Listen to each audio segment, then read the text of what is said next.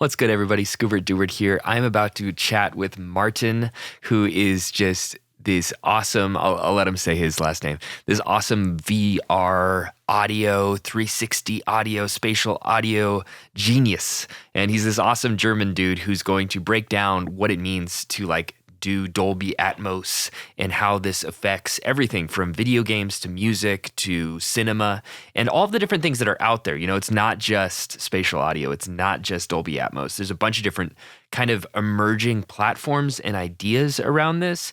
And he gives an awesome overview.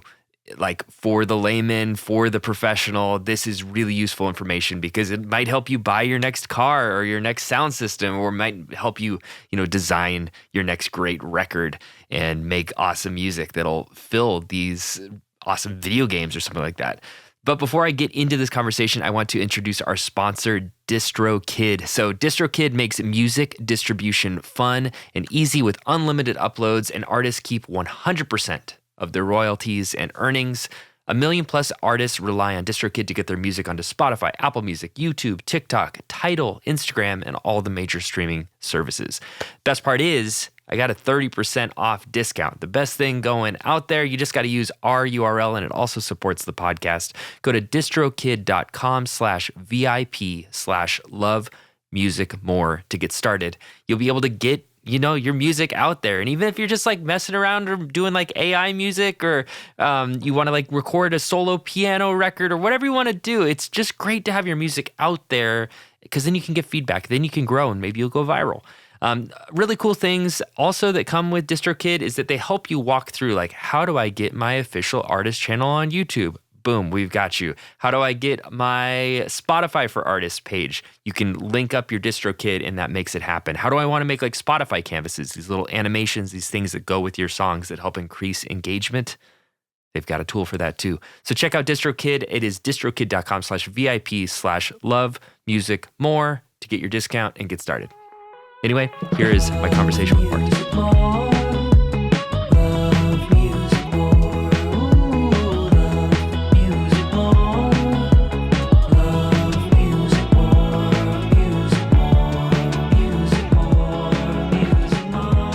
What's good, everybody? This is Scoobert Dubert. Welcome back to Love Music More. I am joined with my amazing guest, Martin Rieger.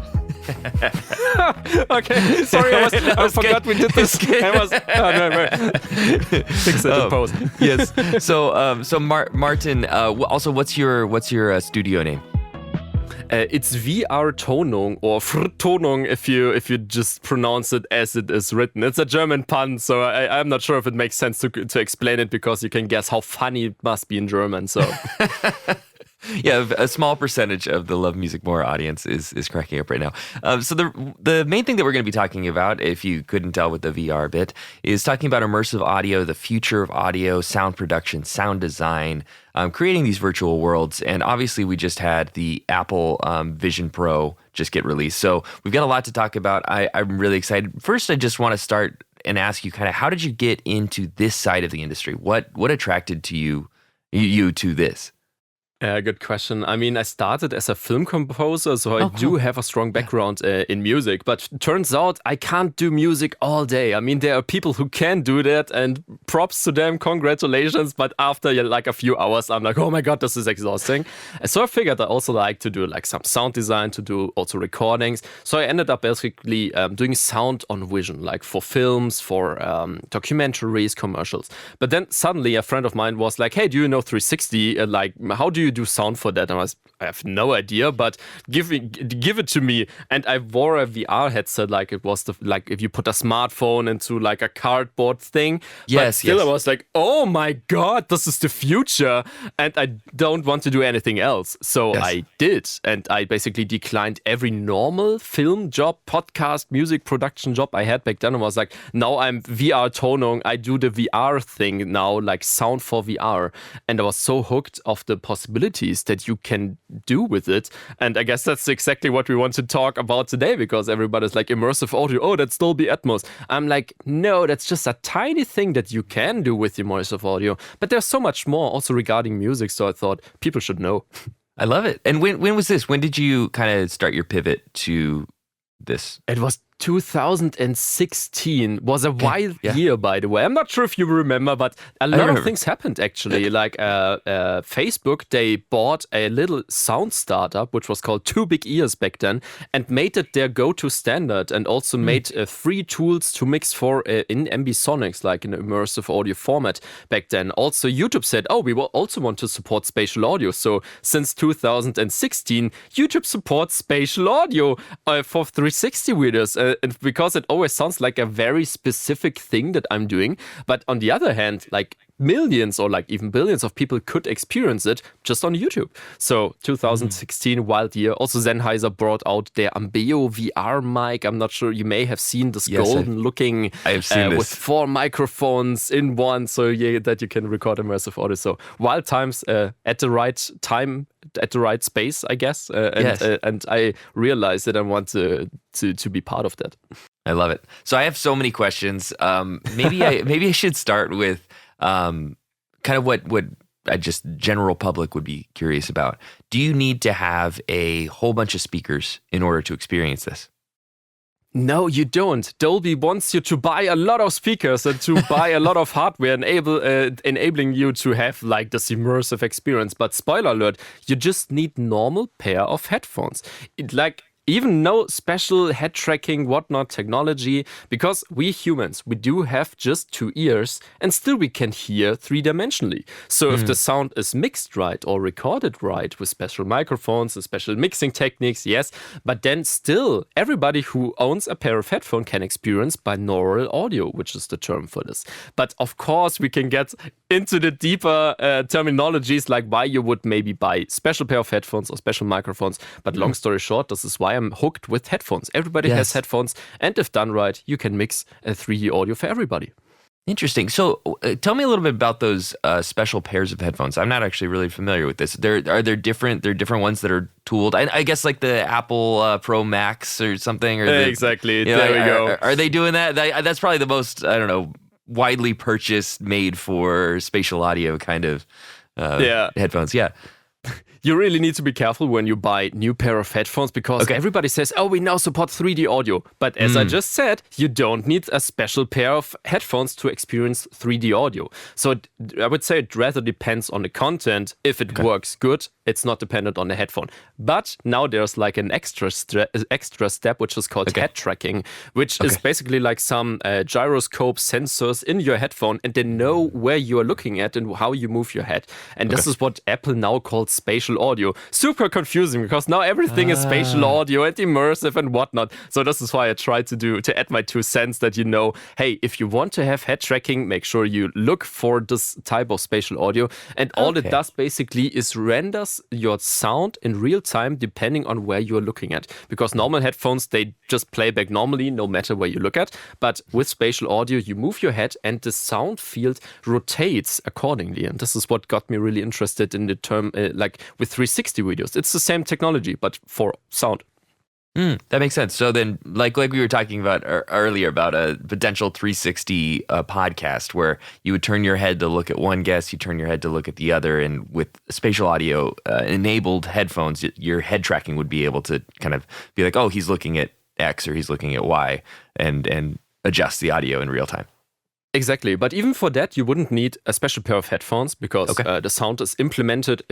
You can think of it as a multi-channel audio that is down mixed in real time to 2 channels of stereo. So it always checks where are you looking at, and this is the 360 videos are like very weird projections. But it only filters out like one screen that you're looking at, and if you move around your mouse, the video also adopts accordingly, but also the sound would adopt accordingly and mix down those multiple channels into 2, so that if somebody's on the left, you would hear the person on the left.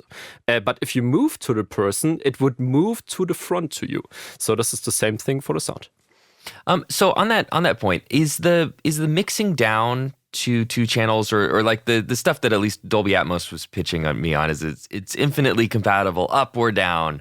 You add more speakers, it works better. You add less speakers, it goes more binaural.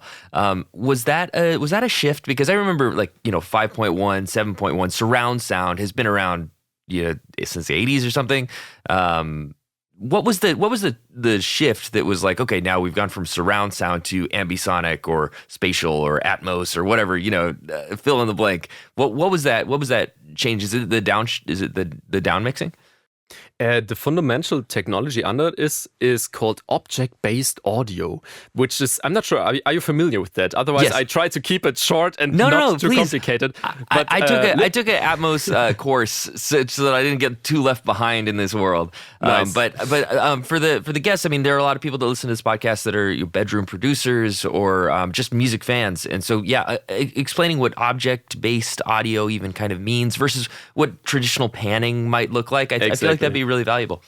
Sure, awesome. I would love to. I mean, everything we know from stereo and surround is called channel-based audio. So you have stereo, which is 2 channels. So obviously you have left and a right. With 5.1, for example, you have left, surround, right, surround, LFE and center, there we have it. But thinking about it now, we want to add a height dimension, like this third dimension, which is height. We would have to add more speakers. And as you can tell, then we have a lot of audio files playing at the same time.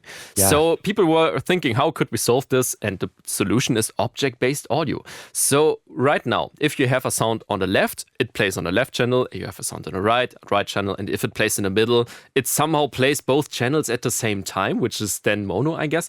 But object-based is now independent from channels, which means you have on one audio object, which could be a singer, and you say, I give this object 3 parameters, which is X, Y, and Z axis.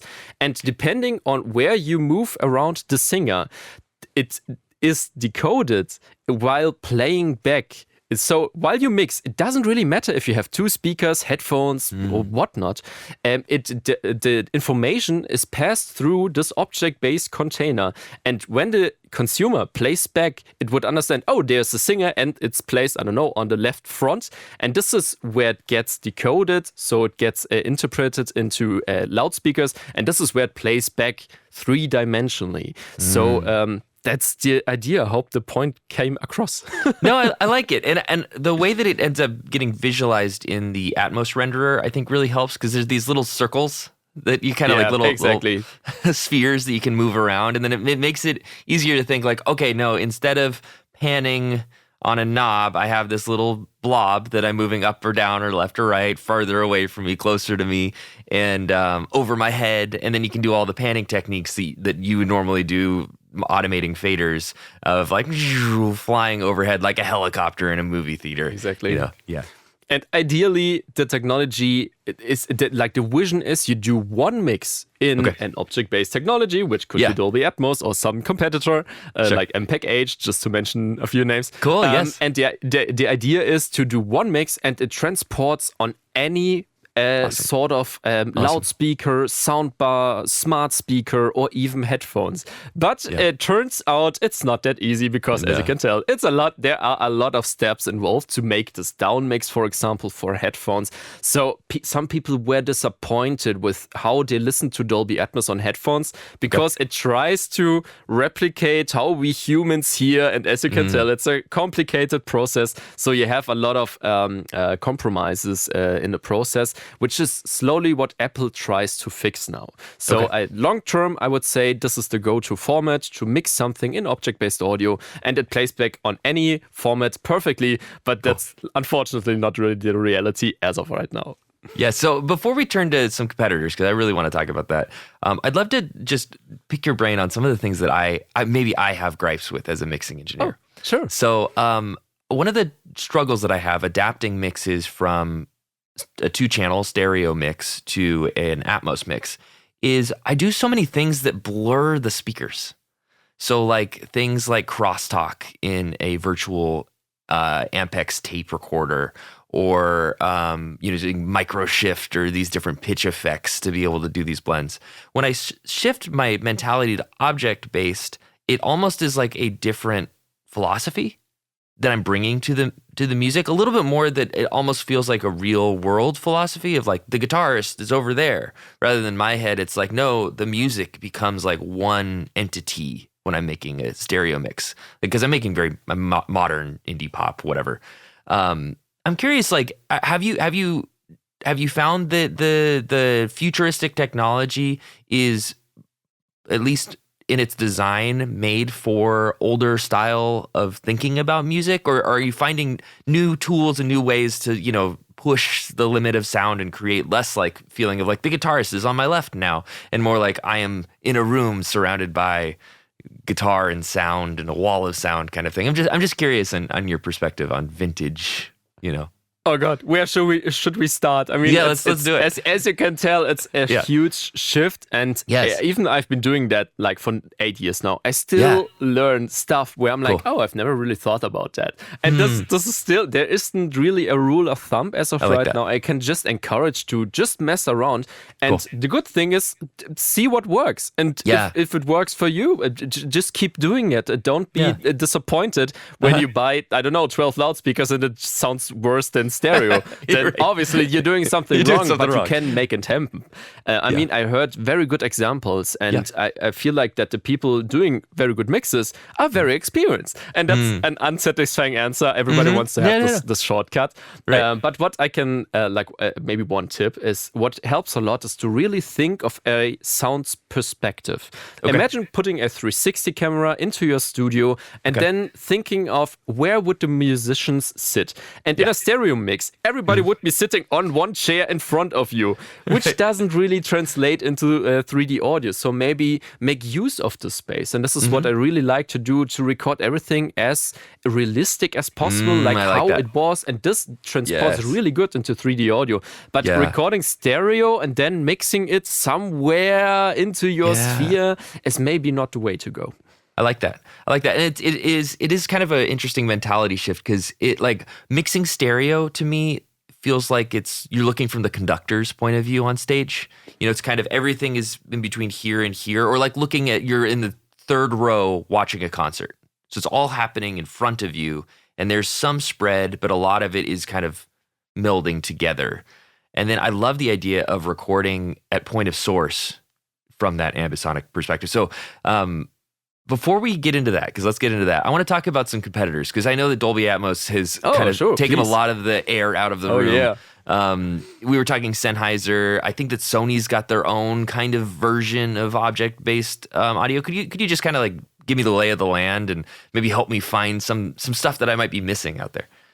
Exactly. Maybe let's have a look at Dolby first. Like, where did they come from? And they come from films. I mean, we all know that if you go to a cinema and there are loudspeakers on the ceiling and there's this Dolby Atmos play, they are licensed. They do a really good job of making it happen inside of cinemas. So they were like, oh, we should use this format and make it a thing for music production.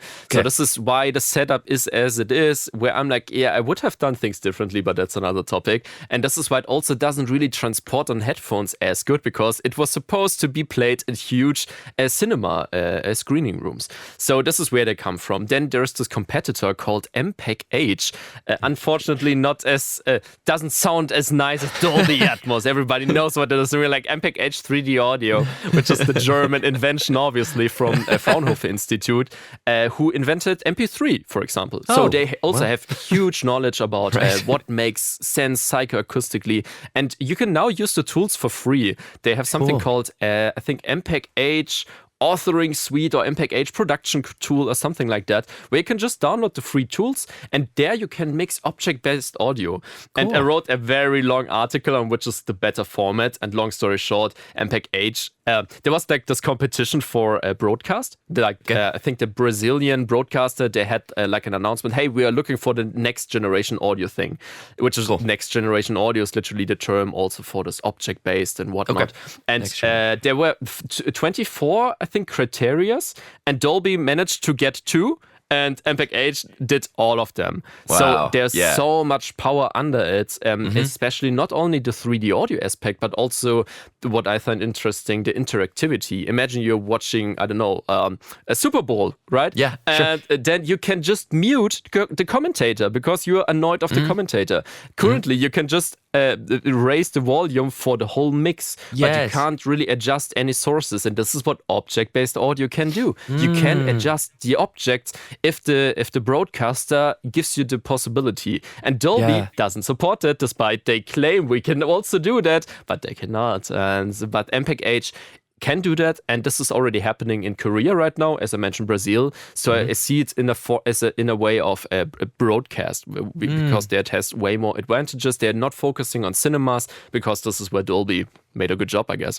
Right. And I like the idea too, because I could see that with music where, say, for example, you release a new song and you have like an app and people could turn on and off different stems. Like you can do that right now with like we've done web-based versions of that, but those are stems instead of being able to like give the user the ability to like remix the audio in real time or want to move the guitar, manipulate it and participate with it. Or jam with it, they want to lay down a new drum take or something like that, but they want to keep this percussion part, and I don't know. Now you could dial all that up, and that'd be a really fun thing to share with fans, because if you want to manipulate the music, I've got no problem with that. Why is this not a thing? Because the technology is already there, and everybody mixing in Dolby Atmos with the objects, but we don't really want to have that. Imagine for DJs, how cool it would be. That's true. You could just take the drums of any song, for example, and whatnot. I would love to hear if this is just like, since we're musicians, like if this is something we would want, or is this something that consumers would also appreciate? I'm not sure about that. But I'm not sure if you knew, Apple Music has this feature where you can lower the volume of the vocals. Ooh, I just tested this and was like, oh my God, it's happening. But they are not using object-based audio. They are using AI to somehow remove the vocals or make it louder, that you have like a karaoke version. It seems like consumers would also appreciate object-based audio. Right. I like that. Especially when I remember when I was learning guitar, I bought the Line 6 had this like USB interface thing. But what they did is they had to re-record all of these songs so then you could mute different tracks so you could play guitar on them. What if it was just the actual song? It would have saved all of this time and money, and then I would have been playing with the actual thing instead of, session musicians. It was still great. The craziest thing was that the bunch of the people that worked on that I ended up meeting. So it's like, hey, I learned guitar playing to your drums, Greg Bissonette. Crazy stuff. Nice. But the opportunity there, especially for music education and music learning, that seems just off the charts and actionable and just ready to go. Exactly. And I think what could even fire this thing up, obviously object-based audio would be the way to go, but as we know, like who is using that right now? Not too many people, but you probably know already those AI tools which do the same thing basically. So I see this becoming a thing more and more, and as you say, there are endless possibilities how to use that. Yeah, the AI stuff is good. It helps, and I've used it, and I've actually I did a remix for a band called Chai, and it's called the Miracle Remix, and I used the stem ripper stuff because they didn't give me stems, and I wanted to get started, and then they just never gave me stems, so I was like, whatever. and then eventually I got a vocal, so I subbed out the artifacty vocal for the real thing. But there was a crazy sense of like, this audio does not actually exist because it was ripped out of this thing using artificial intelligence. So it has all these cracks around the edges in the same way that like if you rip something out of a painting and said, no, this was never in a painting, it looks and feels like that. And that ends up having its own cool vibe. And so I've been using that in production now because it's bad. It's like the same thing. I love downgrading, downsampling MP3s and then re-importing that. Like I have this song called 1101, and a bunch of it's basically like I try and turn something into a potato by doing the lowest quality MP3 over and over and over again, and then re-importing it so you can switch in between different types of hi-fi and lo-fi. So I like the artifacty weirdness of those things, but to be able to have a real, lossless version is tantalizing. And it's like, why do you need all the fancy math when you can literally just have object on, object off, full res, Just to like inflate your stock price by saying AI probably. But yeah, that's interesting. For this, I was just looking it up. The MPEG-H just got included into Pro Tools Ultimate. Oh, yes, exactly. So that's a big deal. I'll have to definitely do some learning into that. For cross compatibility, I know that Atmos you have to go through the renderer. That's gotten easier in Pro Tools and Logic and stuff. But for these different types of object-based, are they cross-compatible? Like, could I be able to mix in this and then upload it to Apple Music, for example?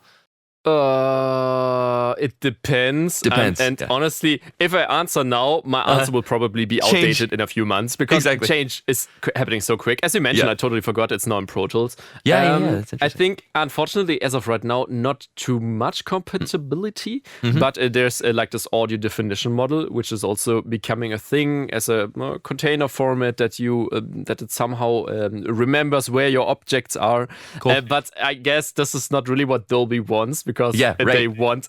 They should use the Dolby tool. Yeah, and it's hard. Honestly, I've hardly ever used Dolby because it's like I'm trapped. I can't really get out of it if I say, I want to add, for example, head tracking for headphones or something like that. Right. It would need a different approach here, but I can't do that. I can export it, I don't know, to first order Ambisonic, which is like a very down mixed version where I'm like, hey, you know where my objects are, give them to me. But they just won't do that. So I'm afraid this is not a thing. Since you're mentioning MPEG-H, the competitor for Dolby Atmos Music is Sony 360 Reality. This is what you just mentioned. I saw them at the NAMM show. Yeah. And honestly, it's same but different. It sounds a little bit different. It has a different renderer. It sort of does the same thing. And I mean, it's based on MPEG-H, by the way. It's a more specific version, as you wish, focused on music production. So which is good. But I already did some research, and like there are, for every Sony 360 Reality song, there are 4 Dolby Atmos songs. Yeah. So you can see the gap is already growing, which is a shame. I mean, for something like that, competition is good. But on the other hand, a standard is also good. So. Yeah. Well, I think it's interesting because it's been compared to like Betamax and VHS. Exactly. You know, but the difference here is that this is all just, transmitted virtually. So there's no like physical product. So I feel like being able to change platforms or change algorithms there's less barrier than it would be for like, you need a physical player to play a physical tape in your physical house. It's like these things could change really quickly. And so, while there may be a lead right now, if something's better and gets more widely adopted, or if there is like a killer app that says, hey, we can't even use Atmos because that's bad technology and the killer app uses this technology, I feel like the tides could change really, really, really fast in this respect. What's good, guys? Scuba Dubert here for the Love Music More podcast, and I want to let you in on a little secret. One of my favorite new things, Minuendo lossless earplugs. So these are really, really, really cool. I've got 2 of them here. It comes in this awesome sweet box, but it comes with a bunch of little goodies like carrying case, tether, cleaning tools. But the real tech is in these little tiny lossless earplugs. My favorite thing about it is, one, you can swap out any of the included tips. So depending on the size of your ear canal, we're all built different. You can get a nice, comfortable fit. But there's also this little lever on these adjustable versions that can go from 7 to 25 decibels of cutting. So depending on if you're listening to new metal or jazz, you can just hit the little lever and adjust in real time. And I think that's really, really cool. For the longest time, I was listening in those awful foam earplugs, and it makes the music sound like that. It just cuts off all of those high frequencies.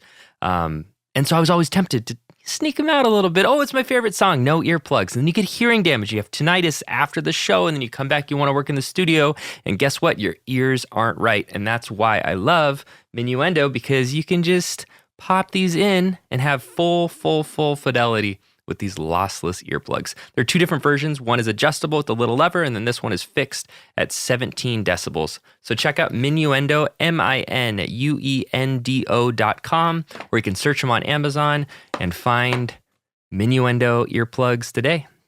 Get cracking. Because Betamax and VHS required physical tapes and a physical player in your physical home, you kind of got locked into the dominant kind of platform. Because this is all digital, I could see that if you have a killer app, that it could change the tides really, really quickly. And that's why I want to talk about the Vision Pro and like what you're seeing on it, because I feel like it's primarily a developer based tool. That's at least with the price point and the things that I'm reading about it are kind of like, Apple made this cool thing. Now someone figure out how to make it work and popular, like please developers, make a killer app so that people want to buy this thing. What's been your experience with it so far? What do you think of it? Yeah. First thing, it isn't sold in Germany yet. I Really? know a few friends who are testing it right now because somebody managed to get it from the US to Germany and everybody's now watching it. I'm not part, but I wanted to do this with you. Yes. I mean, it will still be here in a few months. Yeah. But honestly, it's more.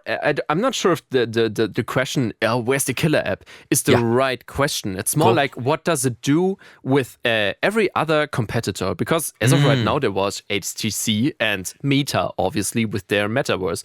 So for 8 years, I've been hearing, okay, next year, the new Apple VR headset is coming. And I always like, I believe it when I see it. And now it's finally there. So Meta and like every competitor is under huge pressure because, as you can tell, the device is like sick. They have so many patents in there and so like a bunch of technology that has not really been there yet. Also regarding sound, super interesting developments. They managed to solve a few issues that I just mentioned with like down mixing it, everything to stereo and whatnot. So they really made a good job. But as you can tell, for me, this is a developer device. Everybody wants to have it, but there isn't really a demand for anything. And the only thing you can really do right now is watch those 2D screens where I'm like, but what do we do with that? But this is where it can get interesting with sound. I mean, you can only see what's in front of you, but you can hear what's behind you. And this is where it gets interesting. And Dolby obviously also says, hey, we have content for the Apple Vision Pro. And I'm like, but that's not how it works. Because where Dolby originates is watching to the front. And you have speakers around you, but you're not supposed to watch around because you're supposed to watch a movie, for example. But with 360 videos, this is where it makes sense to introduce head tracking, which is already built into AirPods, so that you would watch around. And then there's the next step, which is now the spatial computing, that you can actually move to audio objects or get further away from them. So you notice from Unity that there's like a fall-off curve. If you go away, it gets quieter. And this is what Dolby Atmos does not support. And this is where it gets interesting because this is still a very nice use case for 3D audio because you're literally in a 3D space. I love it. And it brings me back to an art installation that I saw, I think it was at the Broad in Los Angeles Modern Art Museum. And they had a bunch of different screens, and each of the screens was a different musician in a different room. And it was a large physical space with some corridors and things like that. And all of the musicians are playing a full concert all together synced, but they all had speakers right next to the screen that was like, you're now in the living room and you hear the musicians in the living room. You walk over here, now you're in the bathroom. It sounds like a bathroom. And that was a little moment of like this would be cooler in VR actually. Like I'm walking around this physical space and that's pretty cool. But if I could just manipulate and fast jump or kind of like a video game, like you're walking around a video game and in every room there's a different set of musicians all playing the same song. Like how eerie and immersive could that be? Where you're like, because one of the things that I don't think people realize is just the emotional changes that change in space can have on you. Like the feeling of a long hallway that goes on forever or a closed elevator that is really tight and cramped. Like those like evolutionary switches are really fun to play with from a game perspective, from a movie perspective, all of these things. And the idea of like hearing the audio source fade off as the elevator or the elevator doors close or something like that. All of that's really tantalizing and unexplored. And I'm excited. I'm excited for the potential, and I like hearing about Atmos and the limitations to be able to pull that emotion out of art. It's interesting. Yeah, since you're talking about like music applications, I mean, people, when they see VR, they think, oh, this is for gaming. But now we have a headset, which is not really for gaming. I mean, what gamer would buy a Apple Vision Pro to not play any games, because there aren't any, right? You're right. But what can you do? For example, what I find really interesting is that the common mistake with VR is people try to replicate reality. Like they film a concert and then you can watch it in VR, and we're like, now it's a bad copy of the actual concert. Right. Imagine a metaverse concert. Like you have virtual characters, everybody's an avatar. Where would you put loudspeakers? Right. Like nowhere. There is no point for using loudspeakers. Yeah. So suddenly we could hear with spatial audio, for example, the singer from the stage surrounded by the guitarist with the drums in the back. But you would still be hearing like people shouting just like in a real concert. So you can even break the boundaries of acoustics, for example, since you're in a virtual space. I think this is where it gets interesting. Not where we try to replicate reality, but breaking the borders. I like that. And I like that. I mean, there's a reverb that I really like. It's by Synaptic, and it's called Adaptive Verb.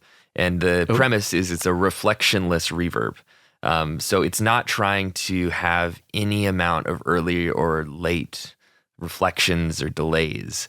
It's instead is using synthesizers to kind of like a harmonic engine produce trails that sound like reverb, but they just kind of go on and float into the ether, into space, and it feels incredibly artificial, and in a very musical way, because it's all, you know, like second and third order harmonics that are being amplified. But the potential of all of this stuff is really cool, because like now, you can have a recording that feels and sounds like you're floating around in space with the band instead of sitting at Red Rocks, you know. Or you can have the beauty would be probably the twist. If you could make it feel like you're sitting down at a concert and then all of a sudden the chairs fall out from below you and now you're floating in space. You know, these little moments of like, this is kind of cringe, this is kind of lame, this is expected, this is a weird mimesis of reality, to now you break the barriers and in the same way that animation does. You know, like that's one of the reasons why I like animation so much, is that you don't have to think about CGI and effects. You can just get immersed in this like animated world, and then it can go wherever they want, because the only limit is imagination. What if we could do the same thing with audio? And I think that audio is what pays it off.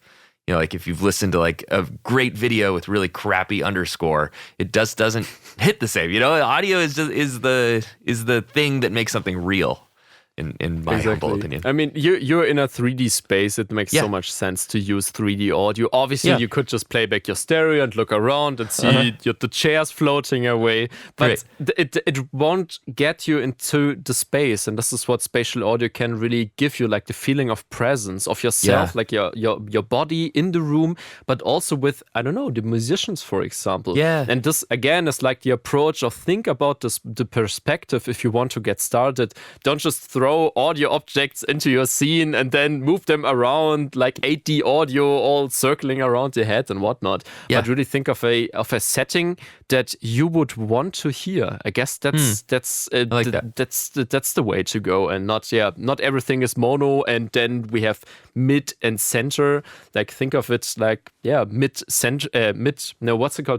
side. Sorry, that's the mid side. Usually you put everything into the mid and then a little bit on the side, right? But now you have mid, side, basically like many possibilities to place anything. Right.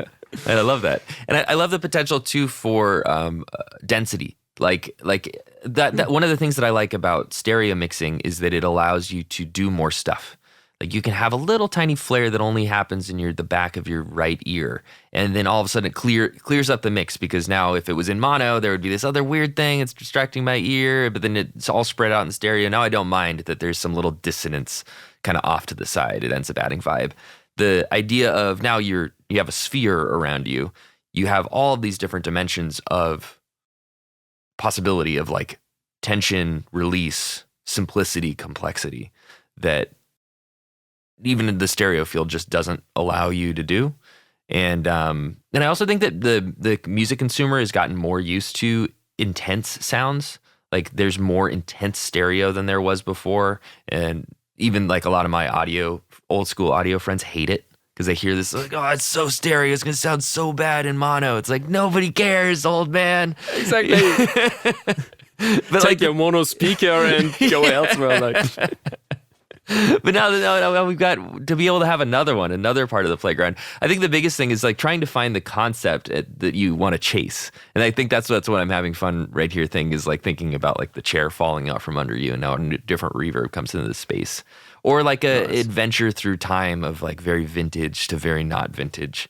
Could be a fun angle compositionally to approach it from, and then you execute it using the new tools rather than like having the tools fit the composition, trying to find a composition that fit the tools, like in a proactive, productive way. So that's fun. Like a common misconception, especially with Dolby, they always say that now 3D audio is better than stereo. Yeah. Where I'm like, hold your horses. Stereo is still okay. I still use stereo all the time. Like definitely. Depending on the use case and what Apple's approach does. And this is really interesting. And this is exactly what I'm implementing into my experiences. That there is not always. Everything is not always 3D audio. Okay. For example, imagine there's like, I don't know, like a voice of God could be determined, like a narrator in the scene. You wouldn't place the narrator into the scene because then you would localize him with your ears and you would watch him and you're like, where's the narrator? Like, is there a ghost or like what's happening? Yeah. So this is where it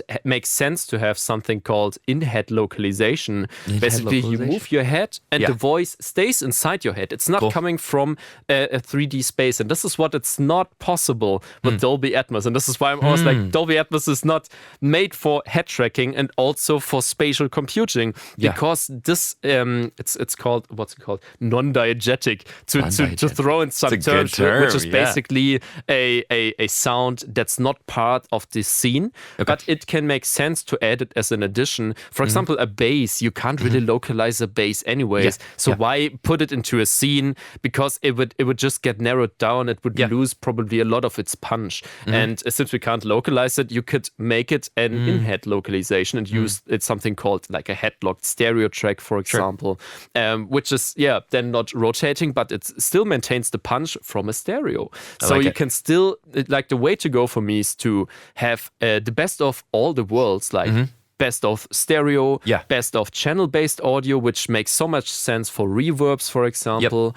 or like recordings you did, and then the objects. And this is exactly the approach that now Apple is implementing for the Apple Vision Pro. I think they call it spatial audio, ambient audio, and channel something, headlocked audio. I mean, everybody uses different terms, but with Dolby Atmos, for example, you just have objects, you just have the bed, but you don't have this other track that would be very useful for all kinds of immersive mediums.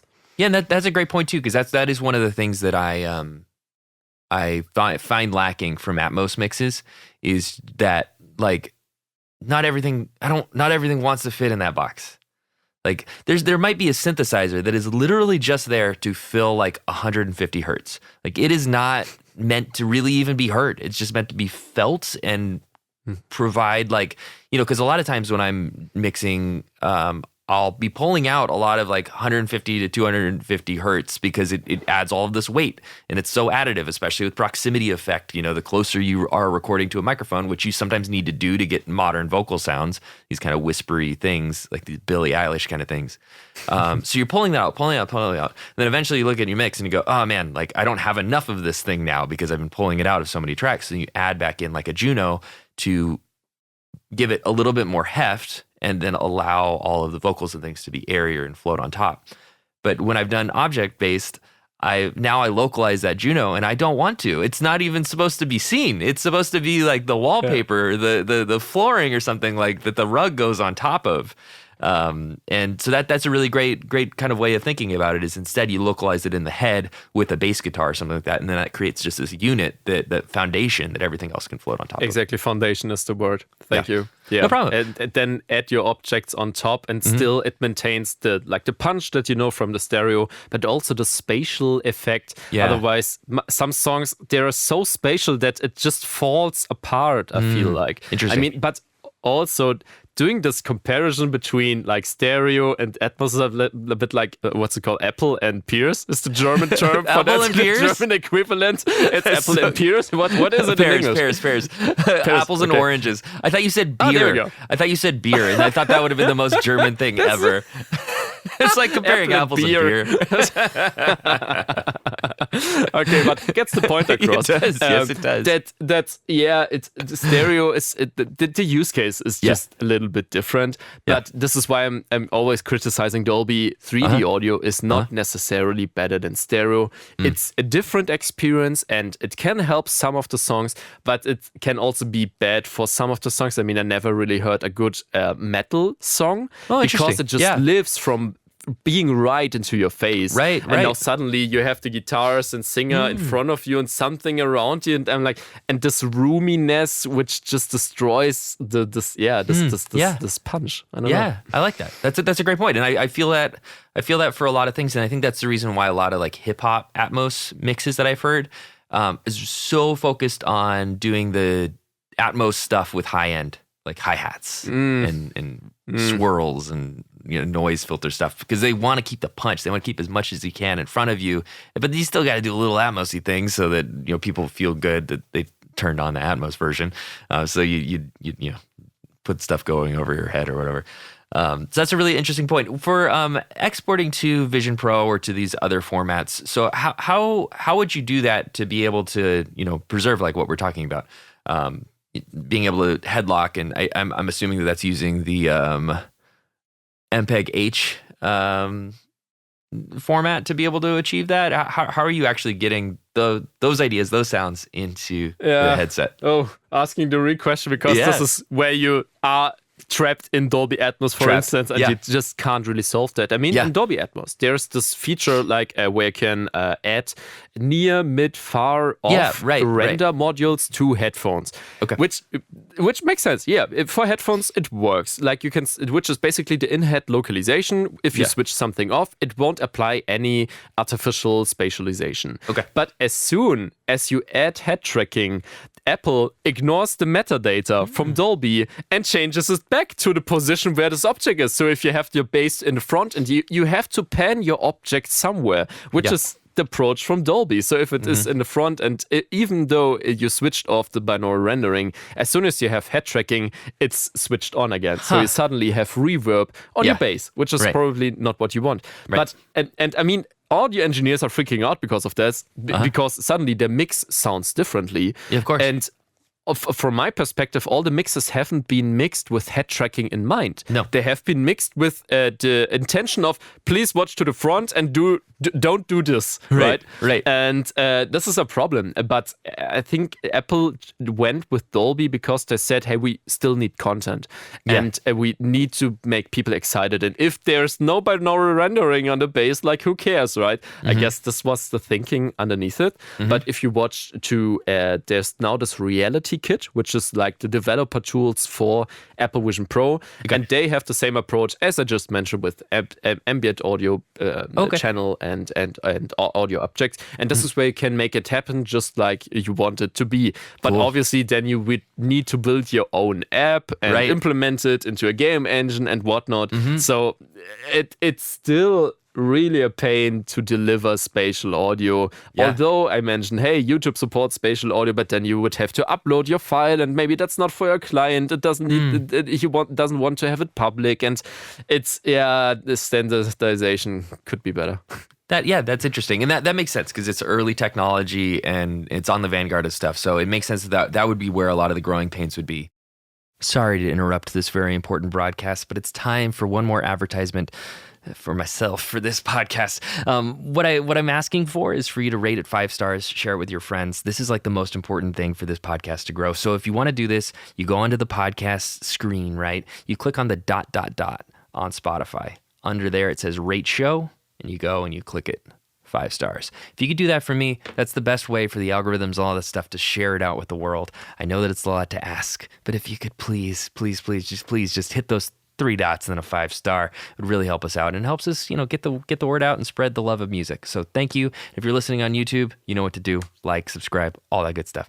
Thank you so much. And here's the rest of the episode. I also find it interesting how developers will look at a problem versus audio people will look at a problem, where they'll go, whatever, the bass is farther away. And then the audio people are like, no, we can't have reverb on the bass. What are you doing? Like totally different views on how, like the severity of a problem. I think that's always interesting. I mean, it's been that same way, like on SoundCloud. Like I've had problems with I uploaded and now it sounds like crap because SoundCloud's algorithms and compression algorithms are just absolutely terrible. They've gotten better. But it also invented basically a new form of music, which is kind of cool too. But it's this give and take of developers have got one set of priorities, audio people have got another set of priorities, and they should get more on the same page. Exactly. Yeah. So the unsatisfying answer with everything regarding immersive audio is always it depends. Yes. Yeah. Like what's if you can mix in Dolby Atmos and upload to Apple Music, feel free to do that. But if you do something else, there's always like some workarounds to do.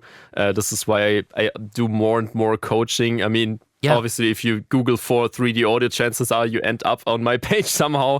Cool. And I now have like a video course with where I have to book basically other audio engineers because there's so many things like regarding 3D audio. Oh, like how do you use the reverb? How do you space the objects? How do you even use the microphones? We haven't even talked about that today. Right, but as you can tell, it's a huge topic. How do you do the mastering and whatnot? Yes. So I really try to build something that helps everybody, I guess. And for me, it's also still a learning process. And I think as of right now, we can still learn a lot from each other, right? Yeah, totally. And so much of the medium will be what we make of it. And I love that. Yeah, it's an endless topic. It's crazy. It's part of the reason why I was trying to keep it as overview as possible is, like I've done the mastering on Atmos and it's confusing as hell to me because it's such a different workflow. It's such a different mindset of like you're hitting these loudness targets. It's not meant to be as loud. You're trying to reserve all of these things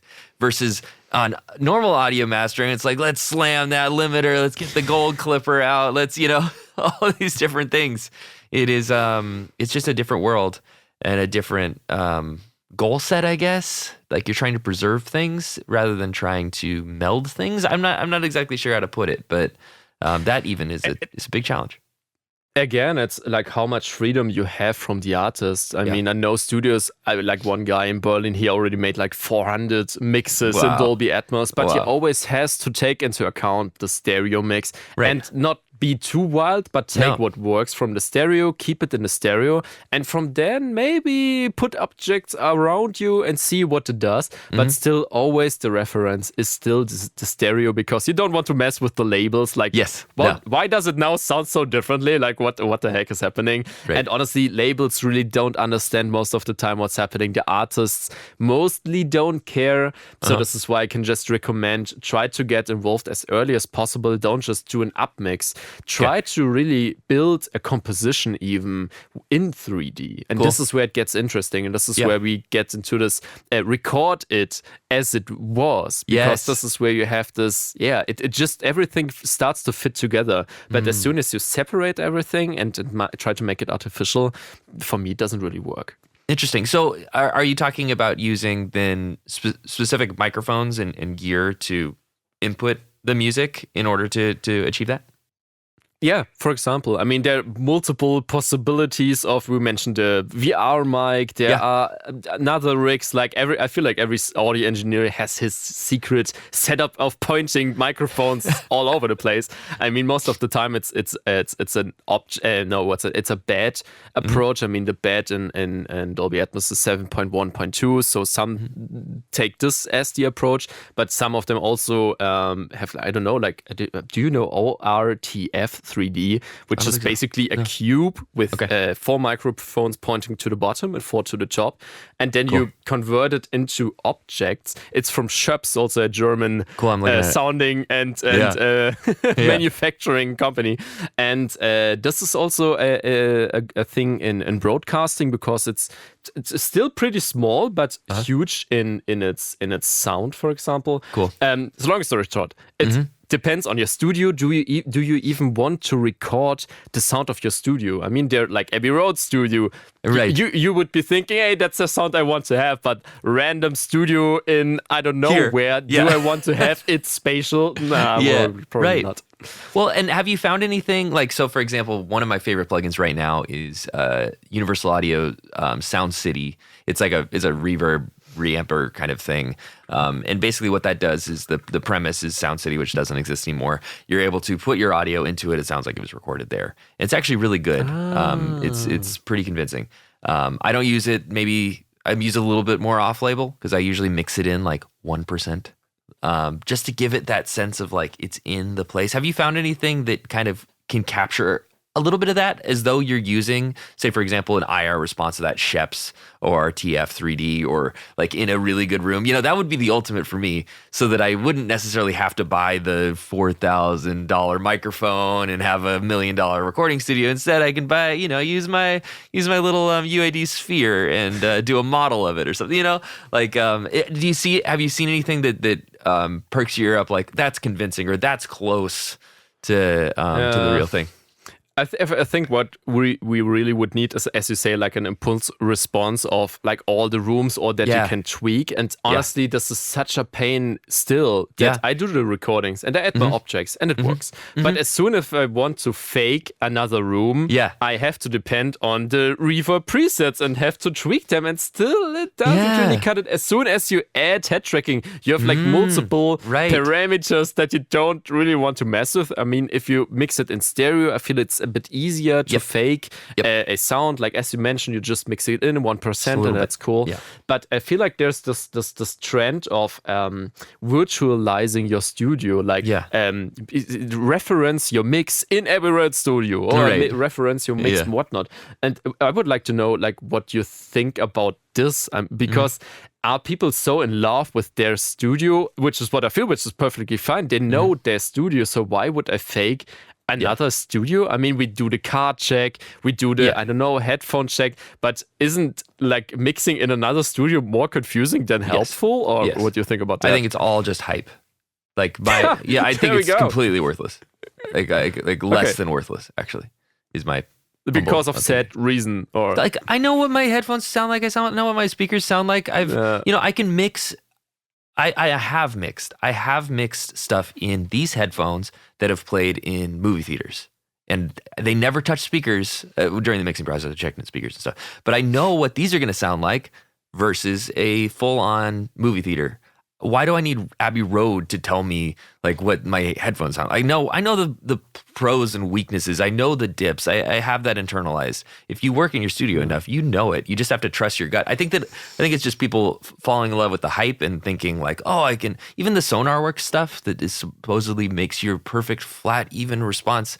It's like just do the math in your own head. Be your own SonarWorks. There's no reason why you can't. I think that all of this is just like technology in search of a problem. But guess what? I'm a huge fan of SonarWorks, actually. Cool. Yeah. Like for headphones, because it's just like I have two pair of headphones and now they sound the same. That makes sense. Can really be helpful. I like that. Yep. Especially with like binaural audio, you have like different HRTFs and whatnot. So many factors. Right. So this helps. And also for the loudspeakers, I was surprised like how easy it was to set up. Cool. And like how I feel like my room is good and my speakers are, but they have like two frequency curves and it just canceled out everything. That's cool. But then adding back this Abbey Road studio thing doesn't really make sense. Okay, linear's cool. I get that. Especially if you identify like a very specific problem, like, okay, I've got like a 250 hertz hum in my room or whatever, I'm going to knock that out of the speakers. I get that. Totally get that. But like, I also think that you can back solve a lot of those things just in your head. Maybe it's not ideal. And especially, if you're moving between different headphones, I could totally get that too. But like, if you know your rig, you know your rig. There's like, NS10s and all of these things that people have used forever. They have their pros, they have their weaknesses. But the strength is that the engineer knows what they sound like and how that'll translate to other things. So if you know your stuff. The only thing that convinced me, do you know the Smith Realizer? What is that one? Oh god. Okay, like imagine you're traveling. Yeah. This is where it can make sense to not only use your headphones, but also to have this virtualization. Cool. But how does SonarWorks know how your room sounds like? It doesn't really work that way. So Smith realized that it's basically also a piece of hardware, and it comes with headphones that you put into your ear, because there are microphones there. So it does the sweep, it measures your room with your head. And that's also cool. there's a webcam, and this works. Cool. So this really convinced me of, because I was so freaking out. Like you play back the music, and I'm like, oh, it's still coming from the speakers, because it sounds like from the speakers, and you put away your headphones and you sit in a silent room, and I like, cool. Oh, it works. Cool. I love works. that. So I know a guy who is using that for traveling, to have the sound of his studio on headphones. And this is a legit use case for me, but everything, sitting yourself in different studios, not sure about that, but I think we agree.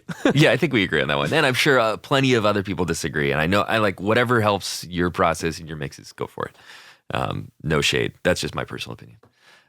Same. I've loved this conversation. I'm really curious about, the future developments. I can see all of these things. It's like, I wish this existed. So maybe that means I should start a company. But like, hopefully these things come around so that we don't have to, and we can instead use the tools instead of have to build the tools. But it's a really exciting time. I want to end with one last question. So the show is called Love Music More. The goal is to make people come out the other end of this episode and love music a little bit more. Nice. I always end it with love music. Why? So this is the question to you. Why do you love this? Why are you excited about this technology, about learning, about growing, about pushing the frontiers? And why are you giving so much of your life to audio and music? What inspires you? Wow. Big question. Yeah, totally. Take it wherever you want to go. I tried to do a small answer. I mean, for me, it's just like the moment of playing back even your own stuff, and I like, oh yeah, this inspires not yourself, but also other people, and you can listen to it over and over and over again. And for me, it's the mixture of the technology and the creativity. What's the point of having like the Apple Vision Pro if you don't have something fun to watch or something useful even? And for me, it's trying to find the sweet spot. So this is exactly why I do more and more consultancy work for any project, where I can really decide like what people experience. And I think this is where it gets interesting, when the sound guide suddenly has to tell a little bit more than usually. Usually I just get a final product and they're like, yeah, now throw your sound on it. But if we do it the other way around, I think this is where we unlock a whole new set of possibilities. That we just hasn't been done before. And I'm just excited to every new piece of headphone or like any piece of a VR headset that's coming out, but I'm still like, but what do people listen to? And I feel like I should be the guy that does something cool with that. I don't know, but obviously you guys also should do something with that. I can't do all the work by myself, so I can just encourage to do something and start small, start to find out what works with 3D audio, which wouldn't have worked with stereo. This is currently the approach I take. Everything that works in stereo for me is not interesting. But as I mentioned, hey, let's do the podcast as a 360 video. It doesn't make much sense, but we can do it. Maybe this is something that we can learn from. And yeah, I'm also still learning, and so start learning, I guess. I hope that's a nice answer. It is a great answer. It's awesome, and I totally vibe with that. I mean, I think that's when people can stay relevant, can stay in it, can stay young, can stay on the vanguard, is when you keep that energy. I think that the people that slip into like, this is the way I've always done it, this is the way I always will do it, that's when the kind of world just starts to pass you by, and now you're like a lounge act, a vintage act, staying on this tip. That's where the creative juices are. That's where the muses want you to go. So maybe one last thought on Please. that is what I see most of the time now with Dolby Atmos again. Like people put loudspeakers up their ceiling and hope for the big jobs to come to them. And that's just not how it works. Because why would suddenly people just pay you more because you have loudspeakers on your ceiling? Like that? That's not how business works. And I would say, please don't jump on the bandwagon of Dolby Atmos hoping for money to fly in, because also that's not the motivation you're probably aiming for, because you will just disappoint yourself, and you will never make up to your expectations. But like the approach I did basically was to find what kind of projects resonate with me and just keep on trying. Like I did some artsy things that aren't even on my homepage because I'm like, yeah, I shouldn't tell anybody about it. But I learned something which is important for me, and I understood, okay, this is probably not the way I want to go, and this is why I'm not in this Dolby Atmos music game, because there's so much. How do you say it? Like people are hungry for the money, I feel like, and this certainly should not be the approach. Just do something what makes fun, and start with something that inspires yourself and is fun for you. And I feel like the people who are successful with what they do, they didn't really think about the money. They just did what they love to do. And it's so obvious if you think about it, but after years and years and doing this, we still feel like, oh, now there's this new tool and whatnot. It's so noisy all the time. But sometimes just go one step back and think like, what do you really want to do? And then just do it, I guess. Love that. So where can people find you, work with you, hire you? Where should they track you? Oh, thank you. How are we doing this? Go to VRT. Oh my God, how do you say it in English? VR Tonung. It's oh my God, VRTONUNG, like .de, or just honestly just Google for 3D audio something, and chances are, and my name, and Martin, 3D audio Martin. I guess this is easier, and then you can have a listen to whatever kind of wild projects I'm doing, and also there's I wrote like over 100 articles now on immersive audio and VR sound, and I keep it coming because there's so much happening in the space. And I can't do everything on my own, so I would love if people just jump on something very specific and become really good at that, because this could also be very useful for me. I love it. Well, I'll definitely put that in the bio too, so people can click the link. No, I love it. No, I'd be doing the same thing in Japanese if I was speaking Japanese. So don't feel bad. That's how it goes. Thank you everybody for watching. Thank you so much, Martin. Really enjoyed this conversation. So much fun. Thanks for having me and for sharing, for raising awareness on immersive audio. I hope I did a good job. And I would love to hear the comments. Like, what are you interested in? Because I always talk to the void, like, oh, how good immersive audio is. And I hardly get any returns because nobody really understands what the hell I'm doing. So I'd love to know, like, what your audience is just curious about. Like, what are you wondering? Where do you need help? Just let me know. Thank you so much for having me. It was a blast. Thank you, Martin.